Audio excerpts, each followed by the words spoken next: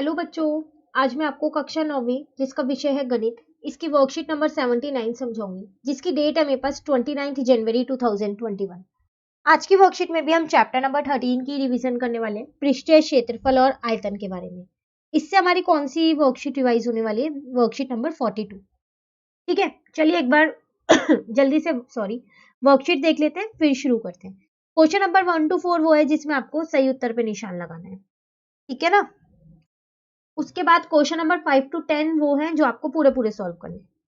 ठीक है, चलिए शुरू करते हैं। क्वेश्चन नंबर 1 में आपसे कह रहे हैं, यदि एक बेलन की त्रिज्या 2 गुनी और ऊंचाई आधी कर दी जाए तो उसका वक्र पृष्ठीय क्षेत्रफल होगा। देखो आपने पता है क्या किया, एक बेलन है, ठीक है, उसकी त्रिज्या को दुगुना कर दिया और उसकी ऊंचाई को आधा कर दिया, तो फिर बताओ उसके वक्र पृष्ठीय क्षेत्रफल में क्या चेंज आएगा? आधा हो जाएगा, वो 2 गुना हो जाएगा, 4 गुना हो जाएगा, या वही रहेगा? उत्तर इसका है वही रहेगा। अब कैसे वही रहेगा? तो अगर मैं वक्र पृष्ठीय क्षेत्रफल की बात करूं यहां पर, वो होता है मेरे पास 2 पाई आर एच। ठीक है, अब देखो 2 पाई तो ऐसी है, आर को आपने दुगना कर दिया मतलब 2 आर कर दिया, और एच को आपने आधा कर दिया मतलब h बाय 2 कर दिया। यही किया ना आपने, इसको इससे आपने कट कर दिया, तो 2 पाई आर एच आया नहीं आया, सेम ही। यही तो होता है मेरा वक्र पृष्ठीय क्षेत्रफल, तो इसलिए वही का वही रहेगा। ठीक है, तो फर्स्ट क्वेश्चन तो आसान सा था। सेकंड देखते हैं, 25 सेंटीमीटर ऊंचाई और 3.5 सेंटीमीटर त्रिज्या वाले एक बेलन का वक्र पृष्ठीय क्षेत्रफल। देखो आज की वर्कशीट में ना आपको बेलन का ही करना है, तो इसका वक्र पृष्ठीय क्षेत्रफल, आयतन, संपूर्ण पृष्ठीय क्षेत्रफल, इसके सूत्र आपको अच्छे से याद होने चाहिए, तभी आप ये पूरी वर्कशीट अच्छे से कर पाओगे। ठीक है, और साथ के साथ जब भी ऐसे क्वेश्चंस होते हैं ना, तो सबसे पहले आप क्या क्या करो, क्वेश्चन रीड करने के बाद यूनिट्स को चेक किया करो कि ये यूनिट सेम है या नहीं है। तो सेम है यहाँ पर, बस सूत्र लगाओ वक्र पृष्ठीय क्षेत्रफल का, वो होता है मेरे पास 2 पाई आर एच। 2 की जगह 2, पाई की जगह पाई, आर की जगह आर और एच की जगह एच। यहां से यह पॉइंट हटाया, यहाँ 10 आ गया। इस 7 से इसको काटा 5, इस 5 से इस 10 को काटा 2, इस 2 से इस 2 को काट दिया, तो 22 इंटू 25, तो आपका आंसर कितना आ गया? 550 सेंटीमीटर स्क्वायर। स्क्वायर जरूर लगाना है। ठीक है, चलिए थर्ड पे आते हैं। यहाँ आपसे कह रहे हैं, दो बेलनों की ऊंचाई का अनुपात 5 और 3 तथा त्रिज्याओं का अनुपात 2 और 3 हो तो उनके वक्र पृष्ठीय क्षेत्रफलों का अनुपात होगा। अब देखो यहाँ पर ना आपको दे तो बेलन ही रखे हैं, लेकिन 2 दे रखे हैं, और दूसरी बात उन दोनों की जो ऊंचाई है, मतलब दोनों के जो h है, वो उनका अनुपात दे रखा है। उसी तरीके से उन दोनों के जो r है उनका अनुपात दे रखा है। आपसे पूछ रहा है कि उसके वक्र पृष्ठीय क्षेत्रफल का अनुपात क्या होगा। ठीक है, तो कैसे निकालेंगे? देखो वक्र पृष्ठीय क्षेत्रफल, ये ले लिया मैंने पहले बेलन का। अब अनुपात निकालना है तो ऐसे अपॉन में तो रखना ही पड़ेगा।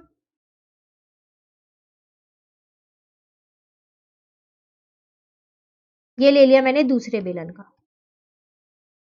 ठीक है, अब देखो सूत्र होता है मेरे पास 2 पाई आर एच, तो 2 पाई आर, एक की छोटी और एक का बड़ा लिख लेते हैं, तो इसका मैंने बड़ा आर और बड़ा एच लिख लिया, और इस वाले के लिए 2 पाई छोटा आर और छोटा एच लिख लिया। ठीक है, इसको इससे कट कर दिया, इसको इससे। अब एक चीज ध्यान रखिएगा, अगर आपने यहाँ भी छोटा आर और छोटा एच लिखा होता तो वो भी कट हो जाता, सब कुछ ही कट हो जाता। अब जब दो बेलन है तो उनकी त्रिज्या और उनकी ऊंचाई दोनों की अलग अलग होगी ना, इसलिए बड़ा और छोटा लिखा है।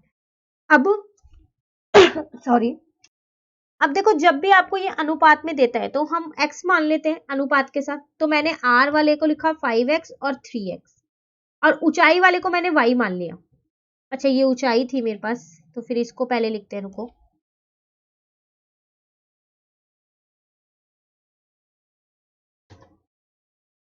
तो मैंने यहाँ पर r आपका था 2 और 3, तो 2x और 3x, और ऊंचाई को मैंने y मान लिया, तो 5y और 3y।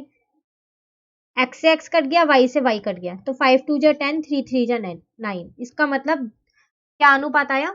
10 अनुपात 9। ठीक है, चलिए फोर्थ वाला देखते हैं। कह रहा है यदि किसी खोखले बेलन की बाहरी व आंतरिक त्रिज्या R1 R2 व ऊंचाई h हो तो बेलन का संपूर्ण पृष्ठीय क्षेत्रफल होगा। तो देखो ये भी आपके पास एक सूत्र होता है, अगर खोखला बेलन हो तो उसका संपूर्ण पृष्ठीय क्षेत्रफल क्या होता है, तो वो होता है आपके पास 2 पाई R प्लस R। अब यहाँ R दोनों सेम है, बड़े वाले हैं, इसलिए इन्होंने 1 और 2 लिख दिया। हमने वैसे ये वाला किया है, कोई बात नहीं, R बड़े लिए इन्होंने दोनों, तो इन्होंने R1 और R2 लिख दिया, तो ये इसका यहाँ पर आंसर आ गया। ठीक है ना। चलिए फिफ्थ पे आते हैं। ऊंचाई 14 सेंटीमीटर वाले एक लंब वृत्तीय बेलन का वक्र पृष्ठीय क्षेत्रफल 88 सेंटीमीटर स्क्वायर है। बेलन के आधार का व्यास ज्ञात कीजिए। अब आपको यहाँ पर एक बेलन दे रखा है जिसका वक्र पृष्ठीय क्षेत्रफल आपको दे रखा है, साथ के साथ ना ऊंचाई भी दे रखी है, मतलब कि h दे रखा है। अब आपको उस बेलन का जो आधार है, मतलब ऐसे होता है ना बेलन, तो जो ये आधार है ना इसका व्यास निकालना है, लेकिन व्यास के लिए त्रिज्या होनी जरूरी है, तभी व्यास निकल पाएगा। तो पहले त्रिज्या निकालते हैं, तो कैसे निकालेंगे वो,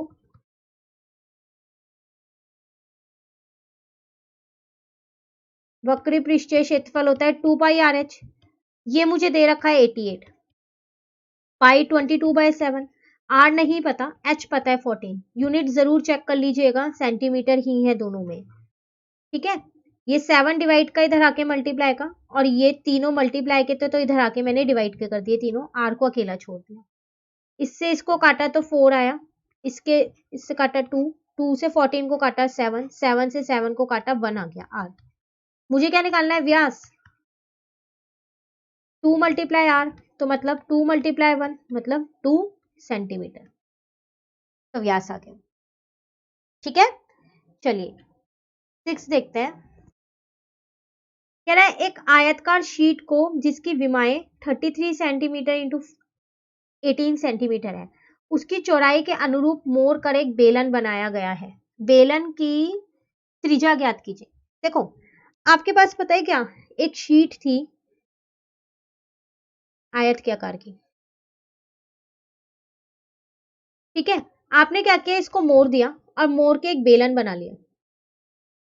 आप ये घर में भी बना के देख सकते हो, अगर आप पे कोई भी रफ पेपर हो, मतलब जो वेस्ट हो आपका, आप उसे एक बार रोल करके देखो, ऐसे सिलेंडर बन जाएगा। चौड़ाई से यहां से रोल करना शुरू किया है आपने, तो जब आपने इसको यहां से रोल करना शुरू किया चौड़ाई से, तो इसका मतलब अब जो ये 18 है ये तो इसकी ऊंचाई बन जाएगी, है ना। आप घर में करके देखिएगा, पेपर लेके एक इसको रोल कीजिएगा पेपर को, और रोल करके देखना वो आपका जो है बेलन बन जाएगा।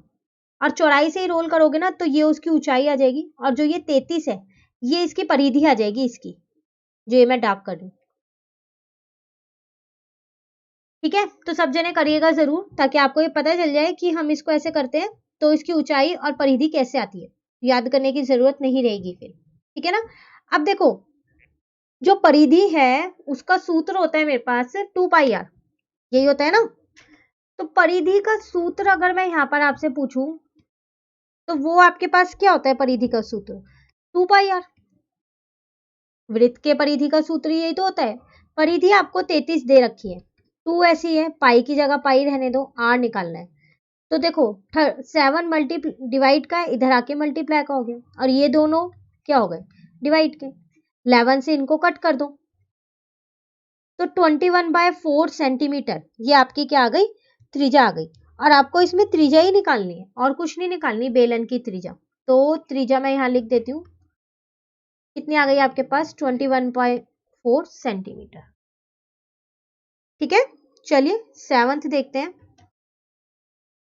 कह रहा है यदि एक रोलर का व्यास 70 सेंटीमीटर और लंबाई 1.5 मीटर है तो 50 मीटर 33 मीटर माप वाले खेल के मैदान को वह कितने चक्करों में समतल करेगा।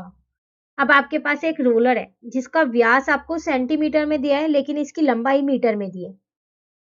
अब आपको क्या करना है, ये रोलर ना एक मैदान में चल रहा है, ठीक है, उसको समतल करने के लिए तो आपको ये बताना है कितने चक्कर लगाएगा रोलर कि वो जो मैदान है वो समतल हो जाएगा। तो देखो, अगर मैं यहाँ पर आपसे बोलूं कि रोलर होता कैसा है, सिलेंडर की शेप का ही होता है ना। एक चक्कर का मतलब है इसका CS से लग रहा है, उसमें वक्र पृष्ठीय क्षेत्रफल लग रहा है एक चक्कर में। अब मुझे पता होना चाहिए कि जो वो मैदान है उसका कितना क्षेत्रफल है, तभी तो मैं बता पाऊंगी कि वो रोलर के कितने चक्कर लगेंगे। अगर बड़ा मैदान है तो ज्यादा चक्कर लगेंगे और छोटा मैदान है तो कम चक्कर लगेंगे। ठीक है, तो सबसे पहली बात तो आप यहाँ पर यूनिट देखो, ये 3 मीटर में दे रखी है और 1 सेंटीमीटर में दे रखी है, तो आप इस सेंटीमीटर को भी मीटर में चेंज कर लो। अब कई बच्चों को ये डाउट होता है कि मैम हमने सेंटीमीटर से मीटर क्यों किया, मीटर से सेंटीमीटर क्यों नहीं किया। आप बिल्कुल कर सकते हो मीटर से सेंटीमीटर भी, लेकिन हमको तो एग्जाम में टाइम को बचाना है ना। तो देखो, अगर आप 3 यूनिट को सेंटीमीटर में चेंज करोगे, इससे अच्छा तो आप 1 यूनिट को मीटर में चेंज कर लो, है ना। इसलिए हम इसको चेंज करेंगे। ठीक है, चलिए देखते हैं। व्यास हमें दे रखा है 70 सेंटीमीटर, तो त्रिज्या कैसे निकालूंगी, 70/2 35 सेंटीमीटर। अब को मीटर में चेंज करने के लिए 100 से डिवाइड कर दिया। ठीक है ना, और कुछ दे रखा है, लंबाई मुझे दे ही रखी है, वो दे रखी है 1.5 मीटर। चलिए पहले फिर हम क्या करते हैं, वक्र पृष्ठीय क्षेत्रफल निकाल लेते हैं। किसका निकालना है, ये रोलर का। तो 2πRH ना, तो 2πr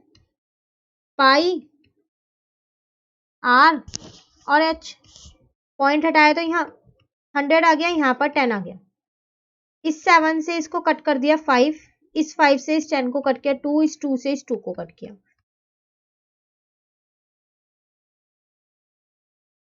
और कुछ बचा, अच्छा ये 35 तो कट ही हो गया, ये तो हमारे पास फिर नहीं बचा, तो इसको हटा देते हैं।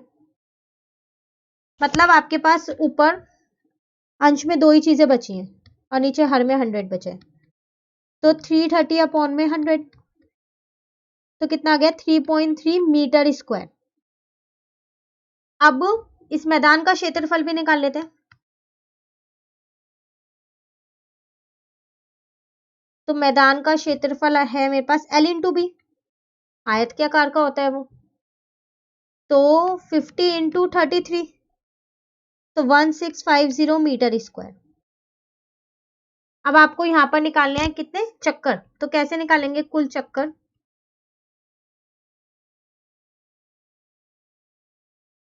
वो हम क्या करेंगे, जो मैदान का क्षेत्रफल है उसको डिवाइड कर देंगे किससे, जो रोलर का क्षेत्रफल आया वक्र पृष्ठ एक के लिए, तो 3.3 आया, तो कुल चक्कर आपके पास आ गए यहाँ पर 500। ठीक है ना, चलिए क्वेश्चन नंबर 8 देखते हैं। 7 सेंटीमीटर आधार की त्रिज्या तथा 14 सेंटीमीटर ऊंचाई वाले एक लंब वृत्तीय बेलन का संपूर्ण पृष्ठीय क्षेत्रफल ज्ञात कीजिए। तो देखिए, अब की बार आपको संपूर्ण पृष्ठीय क्षेत्रफल निकालना है। आपको त्रिज्या भी दे रखी है और ऊंचाई भी दे रखी है। तो अगर हम बात करें संपूर्ण पृष्ठीय क्षेत्रफल की, तो वो हमारे पास क्या होता है, 2πr ब्रैकेट में r प्लस h, यही होता है ना। तो 2 की जगह 2, पाई की जगह पाई, r की जगह त्रिज्या दे रखी है मुझे 7 है, और ऊंचाई भी दे रखी है 14,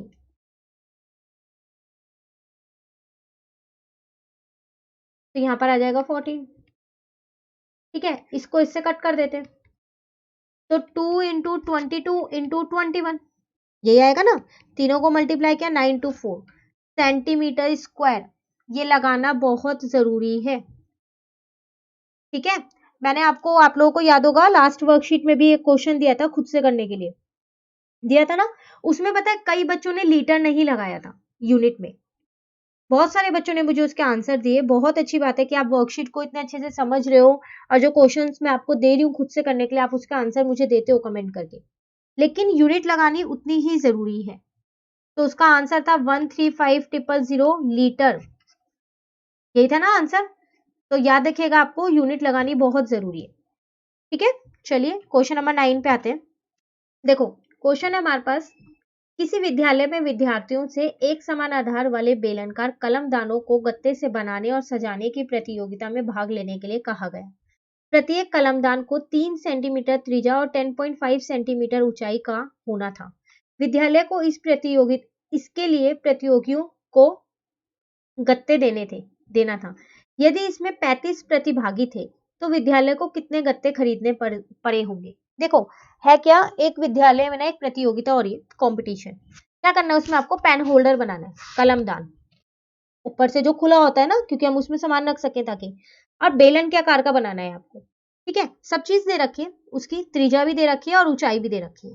ठीक है, अब विद्यालय को क्या करना था, ये जो प्रतियोगिता थी इसके लिए उनको सामान तो देना पड़ेगा, तो गत्ता देना था उन्हें। अब 35 प्रतिभागी हैं, मतलब 35 कॉम्पिटिटर्स हैं जो इसमें पार्टिसिपेट कर रहे होंगे, जो भाग ले रहे होंगे इसमें। तो फिर बताओ विद्यालय को कितना गत्ता खरीदना पड़ेगा। तो देखो ये तो बहुत आसान है, एक इस होल्डर का, कलमदान का जितना क्षेत्रफल होगा उतना ही 35 का होगा, क्योंकि बोला उसने एक समान आधार वाले। तो हम क्या करते हैं, इसका क्षेत्रफल निकाल लेते हैं ताकि हमें यह पता चल जाए कि कितना हमारे को वो गत्ता चाहिएगा। देखो इसका क्षेत्रफल निकाले कैसे हम, तो हम वक्र पृष्ठीय क्षेत्रफल निकालते हैं, जिसमें ये आता है, ऊपर का तो ये खुला ही होगा, और नीचे के लिए हम क्या करते हैं, ये वृत्त का क्षेत्रफल लगा देते हैं। तो हमारे पास इसका कलमदान का क्षेत्रफल आ जाएगा ना, कलमदान का वक्र पृष्ठीय क्षेत्रफल बेलन का, और क्या करना है हमको, यहाँ पर इसका वृत्त का क्षेत्रफल लगाना है। ठीक है, तो चलिए हम वही लिख देते हैं। तो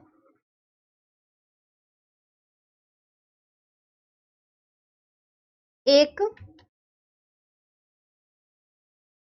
कलमदान का क्षेत्रफल कैसे निकालेंगे,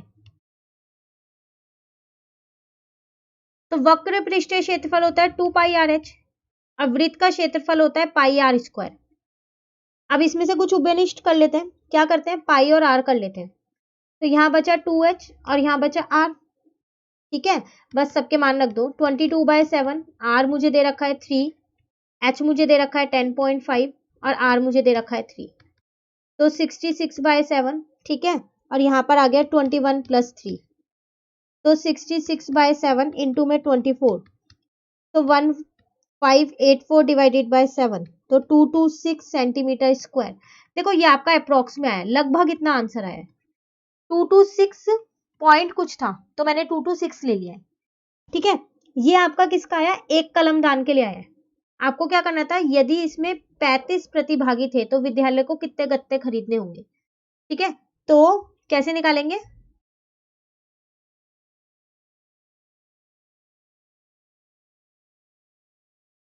कुल गत्ते,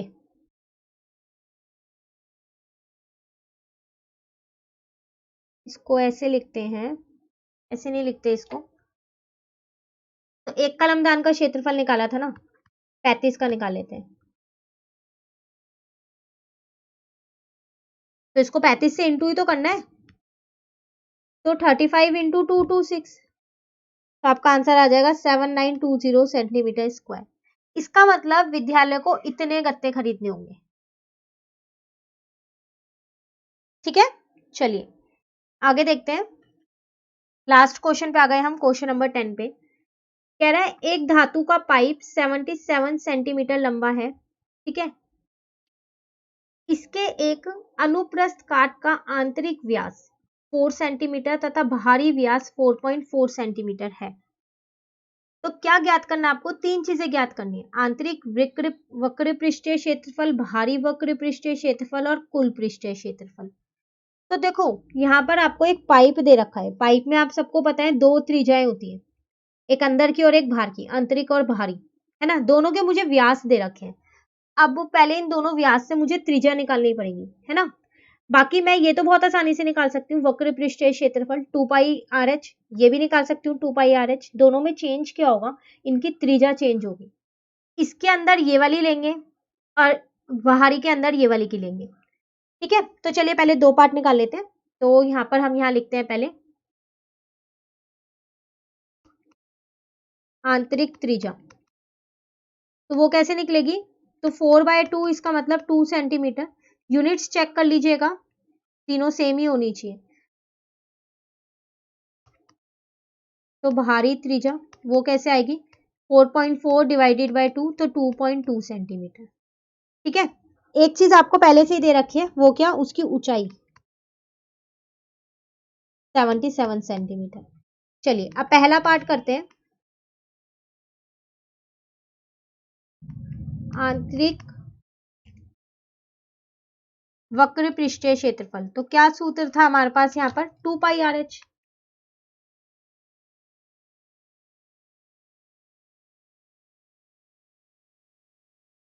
तो 2 पाई, अब देखो r तो यहाँ दोनों में है, इसको हम r1 मान लेते हैं, ठीक है, और दूसरी वाली को r2 मान लेंगे। ऐसा कर लेते हैं, इसको r2 मान लेते हैं। तो 2 पाई r1h, तो इसका मतलब 2 इंटू पाई की वैल्यू, और r मेरे पास 2 है, h मेरे पास कितना है 77, इसको इससे कट किया 11 आ गया। तो 2 इंटू 22 इंटू में 2 इंटू में 11 आ गया। ठीक है, तो ये आ गया आपके पास 968 सेंटीमीटर स्क्वायर। चलिए आगे देखते हैं। अब सेकेंड पार्ट में क्या करना है, बाहरी वक्र पृष्ठीय क्षेत्रफल, तो सूत्र तो वही रहेगा, सिर्फ r चेंज हो जाएगा। तो 2 पाई इस बार r2h हो जाएगा। ठीक है ना, तो 2 ऐसी है, पाई का मान वही है, r मेरे पास यहाँ 2.2 है और h सेम है। यहाँ से पॉइंट हटाया तो यहाँ 10 आ गया, इसको इससे काट दिया तो 11 आ गया। ठीक है ना, तो आपके पास क्या बचा 2 इंटू 22 इंटू 22 इंटू 11 और डिवाइडेड बाय 10 बचा। तो ये आ गया 1064.8 सेंटीमीटर स्क्वायर। अब तीसरे में कह रहा है कुल पृष्ठीय क्षेत्रफल,